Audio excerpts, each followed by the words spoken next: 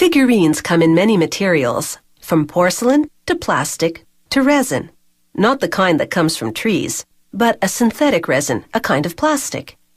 It's affordable, lightweight, and easy to use, making it the material of choice for many artists and craftsmen. Each figurine in this collection is cast from a mold of the original sculpture, then hand-painted. This character is an actual 19th century federal marshal. Working from period photographs of her subject, the artist makes a sketch she'll use as a model.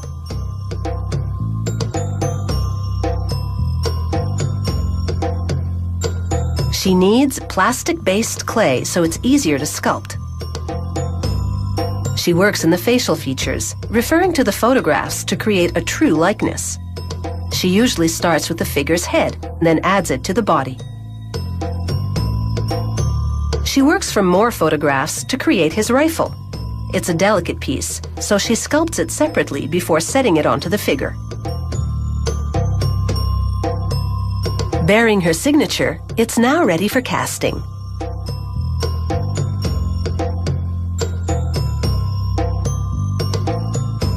First, the sculpture bakes for 30 minutes at 135 degrees Celsius to harden it. Then workers cover it with a thin layer of releasing agent so it won't stick to the production mold they'll now make. They place a wall around the piece, tightly seal the base to prevent leaks, then pour in a silicone rubber mix.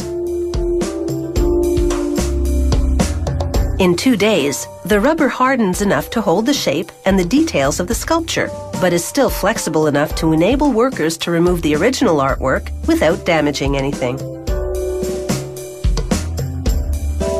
After removing the retaining wall, they use suction to gently pull the piece from the mold cavity, which retains the sculpture's shape down to every last detail. Now, figurine production can begin. Workers filled the mold cavity with a mixture of resin and flour made from ground pecan shells that colors the resin and makes it stronger. The mixture sets in less than an hour, and out comes the first of many figurines, a perfect replica of the original artwork. They sand the base to level it.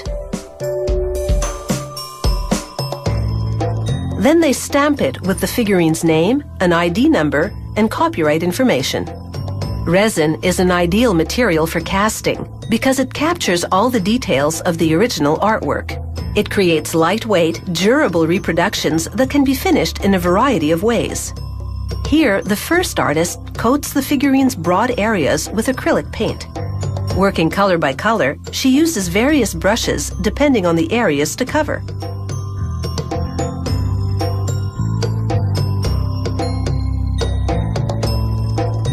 She finishes up with the smaller details. Then she passes the figurine onto the next artist. She paints in the facial features and other fine details.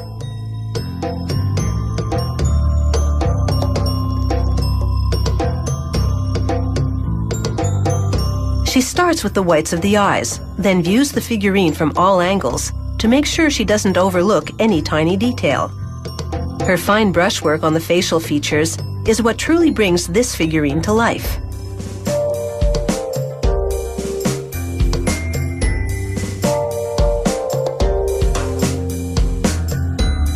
Bass Reeves, U.S. Marshal, is just one figurine in this series that proudly honors the contribution of African Americans in shaping the history of the United States.